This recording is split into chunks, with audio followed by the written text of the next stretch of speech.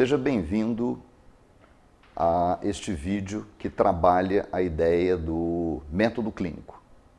Nós vamos iniciar com a entrevista e eu sugiro que preste bastante atenção como as perguntas são feitas, preste bastante atenção a um pouco de comunicação não verbal que vai acontecer durante este processo.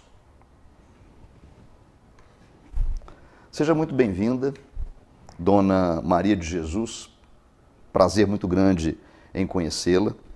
Eu estou vendo aqui que nasceu em Juiz de Fora e toda a sua vida foi passada na cidade de Juiz de Fora?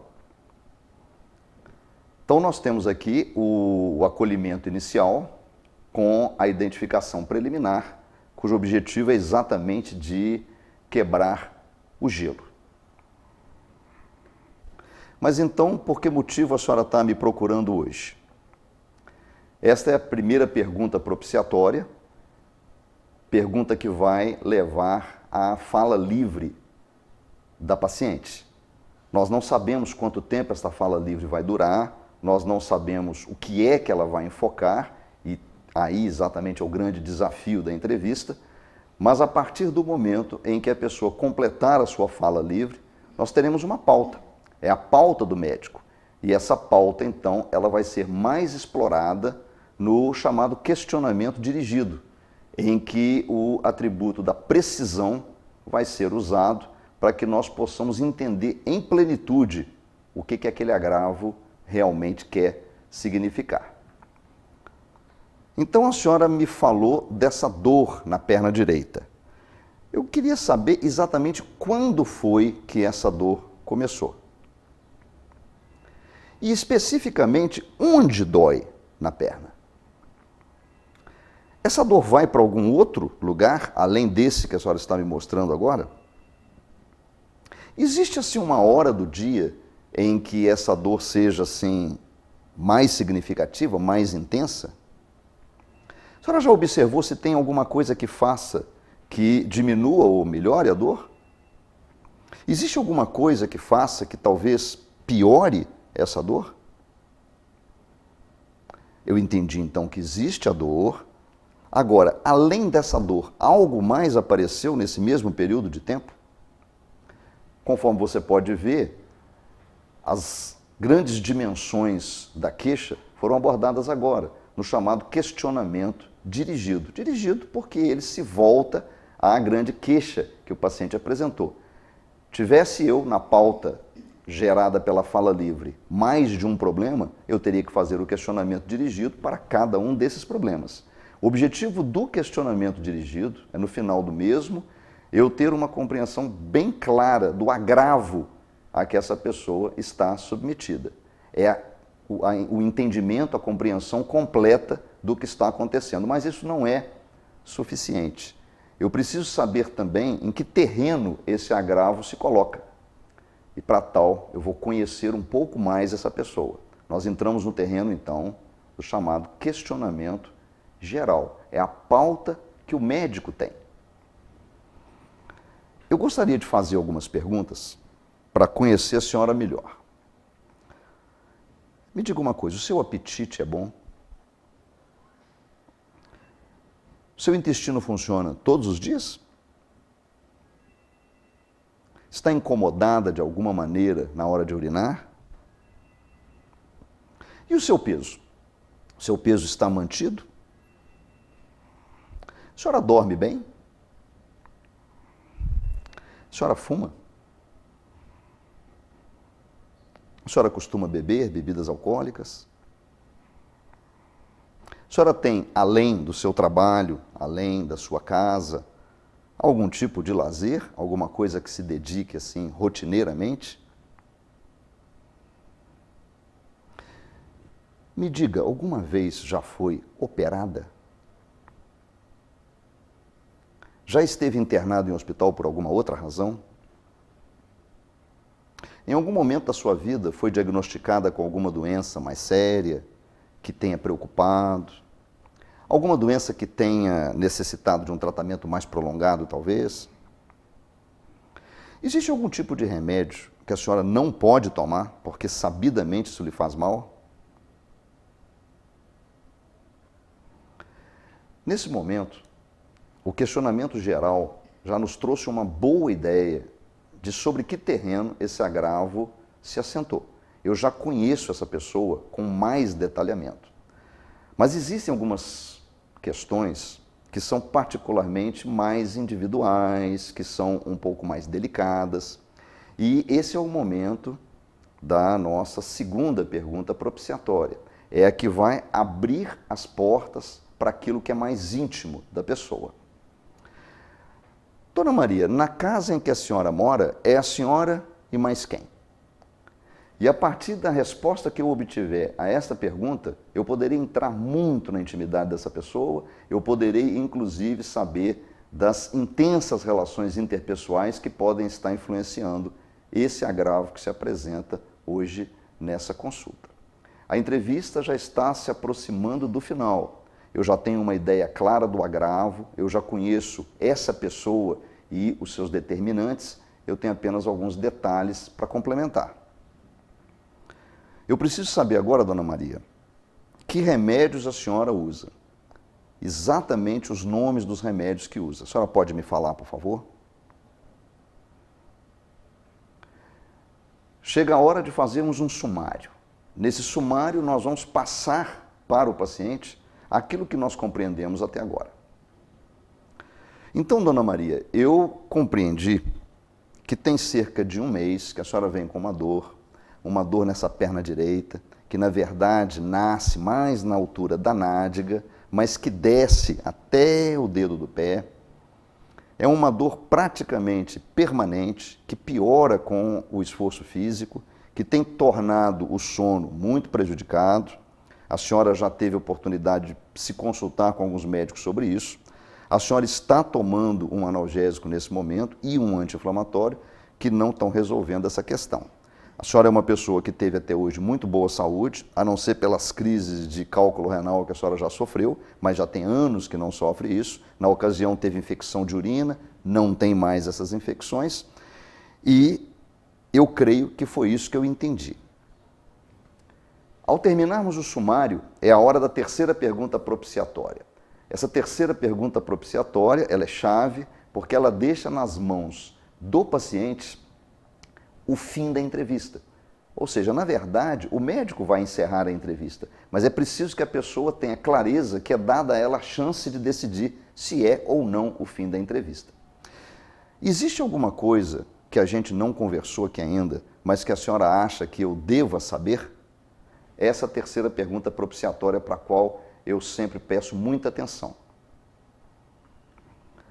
Muito bem, eu agora gostaria de examiná-la. Antes de examiná-la, a senhora não quer dar uma chegadinha no banheiro, urinar talvez para ficar mais à vontade? E nesse momento, então, nós partimos para o exame físico.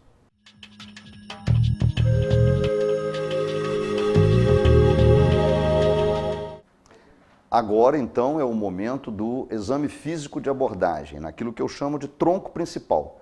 É uma sequência de manobras, no maior conforto possível para o paciente, e manobras essas que vão nos dar uma ideia bem ampla sobre os diversos sistemas orgânicos do paciente. Vamos, então, a este exame físico de abordagem. No caso em questão, um exame físico masculino. O paciente já foi pesado, já teve a sua altura definida, já tem um índice de massa corporal calculado e se encontra deitado, então está aí em decúbito dorsal, já com um termômetro na axila esquerda. O médico, como é tradicional, está à direita do paciente, iniciando então o seu exame físico. Eu queria começar vendo os seus pés. Me dá licença um instantinho. Eu vou levantar aqui um pouquinho a sua calça. Eu vou ver um instante os seus pés.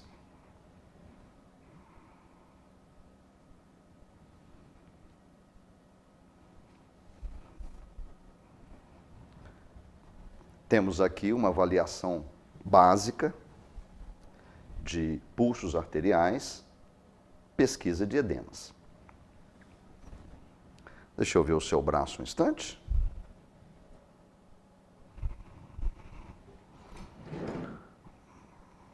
Vamos ver como é que você anda de pressão.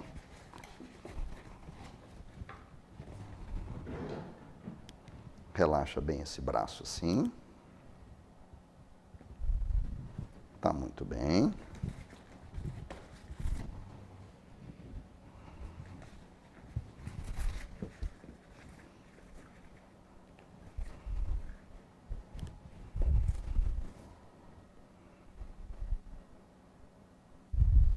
Pode ficar bem tranquilo.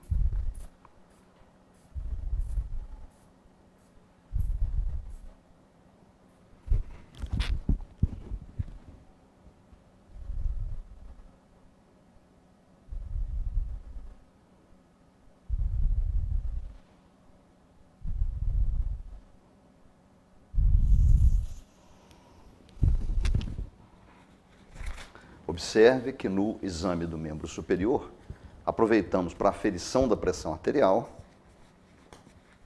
e pesquisa do reflexo bicipital, o momento mais apropriado para fazer essa pesquisa. Nós vamos fazer a mesma coisa agora do outro lado. Deixa-me ver como é que ficou aqui a sua temperatura. Tá muito bem. Vamos fazer as mesmas coisas aqui. Me dá licença um instantinho.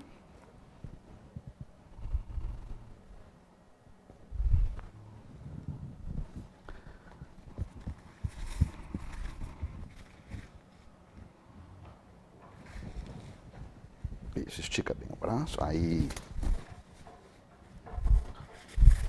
Vamos ver se a pressão desse lado confere com a pressão do lado de lá.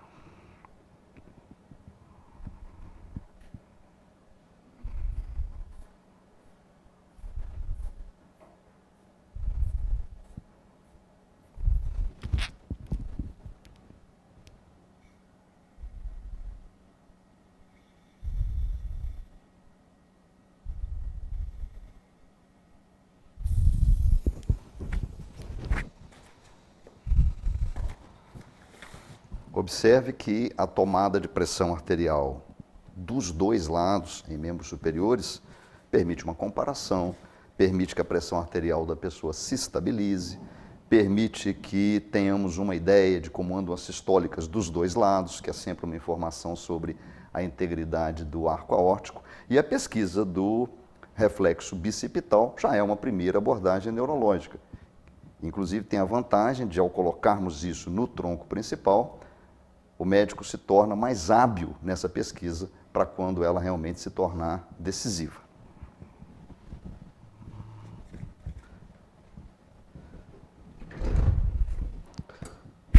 Queria examinar um instantinho os seus olhos agora. Por favor, olha para mim um instante. Isto. Abre bem os olhos, olha para mim. Olha para cima. Concentre agora no meu dedo. E acompanhe o meu dedo. Acompanhe o meu dedo para cá. Cá para cima. Muito bem. Quero examinar um instante a sua boca. Por favor, abre bem a sua boca. Isto. Dá licença. Diga agora um A. Tá bem, põe a língua no céu da boca. Põe a língua para fora agora, por favor. Tá ótimo, pode fechar. Chega um pouquinho mais perto de mim. Assim tá ótimo. Eu vou escutar seu coração agora, tá? Me dá licença.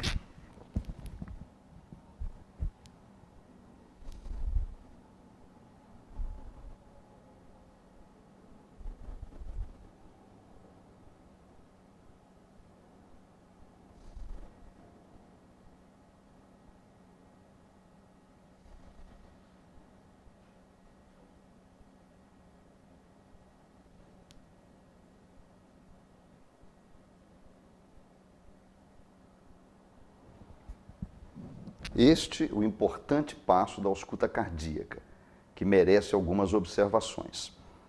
É útil nós fazermos a ausculta cardíaca associadamente à obtenção da oximetria de pulso.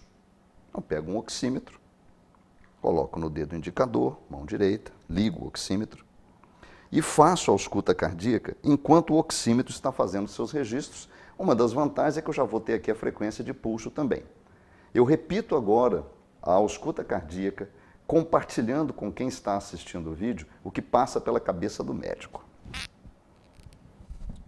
Localização do segundo espaço intercostal direito junto ao externo, membrana do estetoscópio em posição, palpação simultânea de um pulso arterial e a primeira definição. Esse ritmo é regular ou irregular? Na sequência, eu tenho clareza o que é primeira bulha, o que é segunda bulha?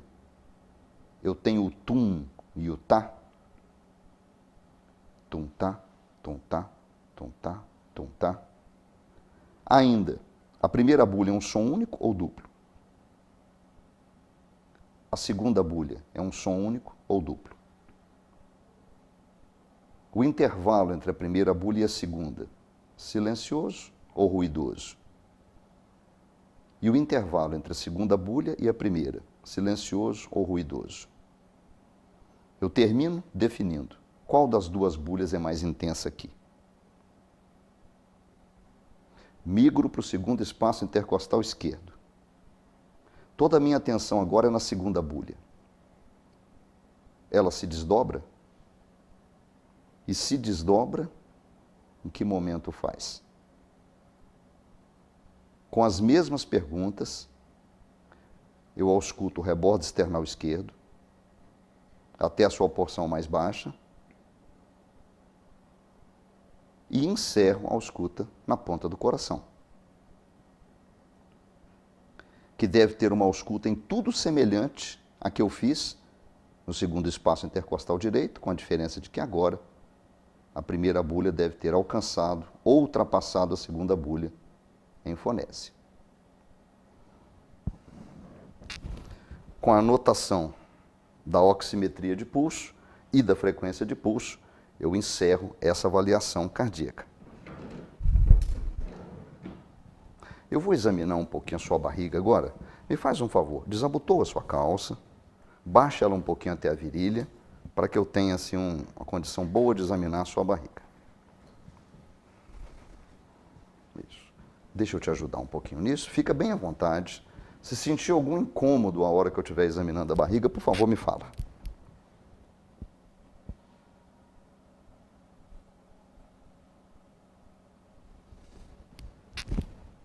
Deixa bem molinho.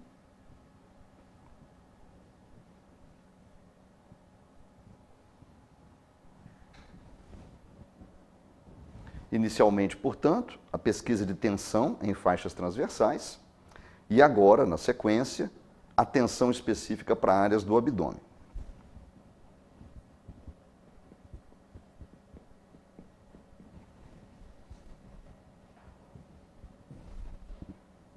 Deixa bem molinho aqui agora. Enche bem o peito de ar. Solta. Tá muito bem. Pode relaxar.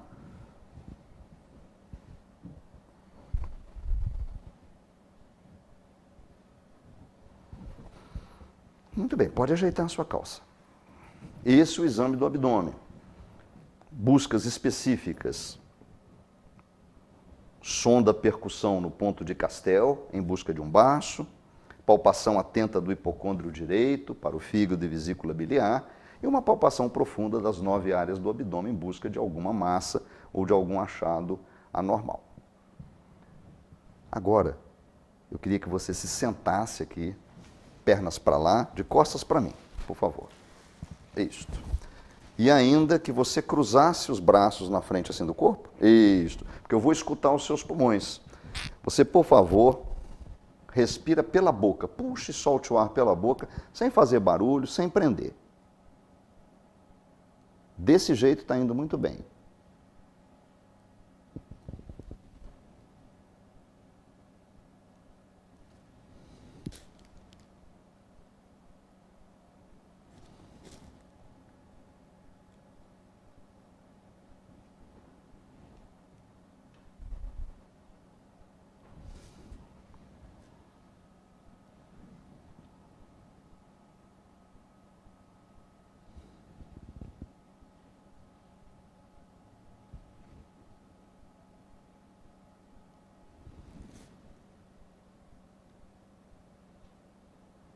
Eu vou chegar um instantinho aí na frente. Descruza seus braços, continue respirando assim.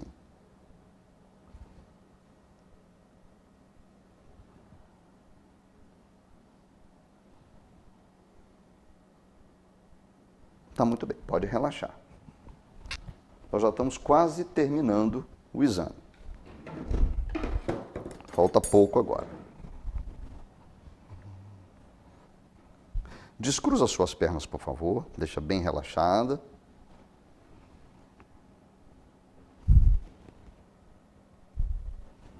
Muito bem. Relaxa bem.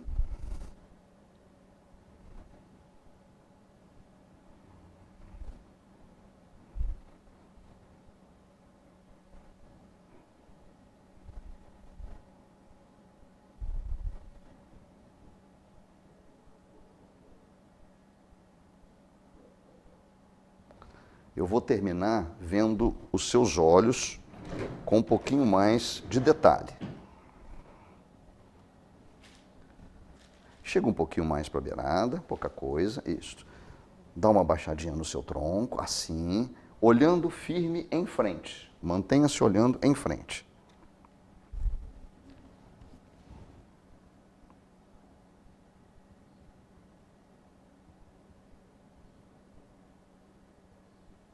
Muito bem. Mantenha o olhar em frente, por favor.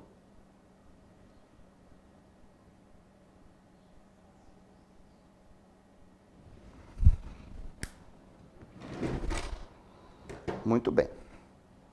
E dessa maneira fica encerrado o exame físico de abordagem no que nós chamamos de tronco principal. No exame físico de abordagem da mulher, existem algumas particularidades e a primeira delas é que a mulher deve estar, como se vê aqui, vestida com um kimono especificamente projetado para isso. Na hora da ausculta cardíaca, existe então uma pequena toalha que protege as mamas e essa toalha então ela é retirada em momentos específicos para acesso às específicas áreas de ausculta. Dessa maneira, preserva-se bastante a integridade da pessoa sendo examinada. Um detalhe que ajuda muito no conforto feminino na hora deste exame físico de abordagem é especificamente no momento da ausculta respiratória. Então, a mulher, na verdade, não precisa se despir completamente, né? Ela fica com uma proteção anterior, como se fosse um pequeno babador, fica com o dorso totalmente exposto e a ausculta respiratória é feita da mesma maneira como no sexo masculino. São pequenos detalhes que fazem a diferença e trazem um conforto ao exame físico de abordagem. Este, então, o exame físico de abordagem com as suas manobras.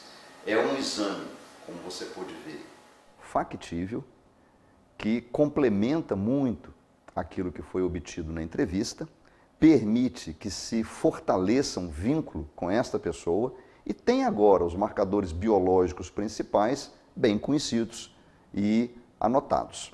Eu chamo isso de tronco principal. É um tronco, uma sequência de manobras aplicáveis a todas as pessoas que nós atendemos num primeiro momento. A partir da idade escolar em diante, isso é uma coisa que pode ser feita com muita rapidez, com muita proficiência e com muitos resultados informativos.